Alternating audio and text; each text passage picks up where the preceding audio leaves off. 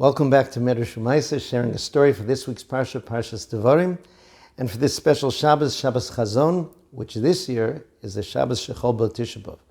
This week's story is about Rav Yitzchak Tuvia Weiss, the great Dayan, the Av Beis Din of the Eida Chareidis, and previously a great Dayan in Belgium. I had the privilege of reading memoirs he wrote about his life, and as a child, he managed to escape from Slovakia on one of the kinder transport trains, ending up in London just at the beginning of World War II.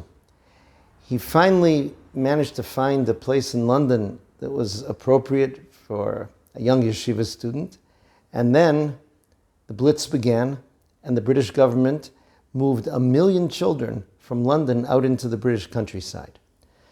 Rav Weiss found himself in the village called Ely in Cambridgeshire, an agricultural village. He and 4 other boys younger than him from Slovakia came to the home of a certain farmer. The farmer told them to make themselves at home, to take off their hats. Rav Weiss explained to them that they always wore their little hats. And he went on to explain that they would eat only bread, which at that time was made just of flour and water, and fruit, and tea without milk. He also told them that a day was coming very soon, that was Shabbos, in which they wouldn't even eat tea. They wouldn't eat anything which was cooked, not even the hot water. The farmer agreed, and that Friday night he sat with those boys, and they sang Zmiris, and they had their Shabbos meal. The next morning, the farmer told them, "You have visitors, Jews like you, from Czechoslovakia."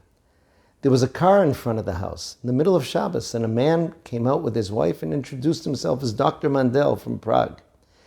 He exchanged some words with the farmer, and when he heard that the boys were not eating the food that the family was eating, he spoke to them and told them that they had to change their ways. They're in a new country.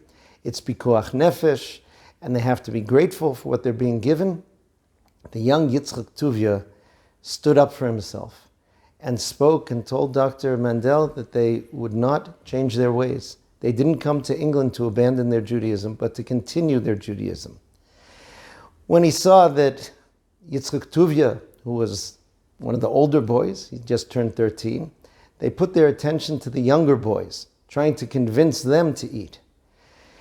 At this, the young Yitzchak Tuvia became very angry, and he turned to the boys and he gave a powerful Drasha, explaining to them how important it was that they not give in and that they keep kashrus, even under these circumstances.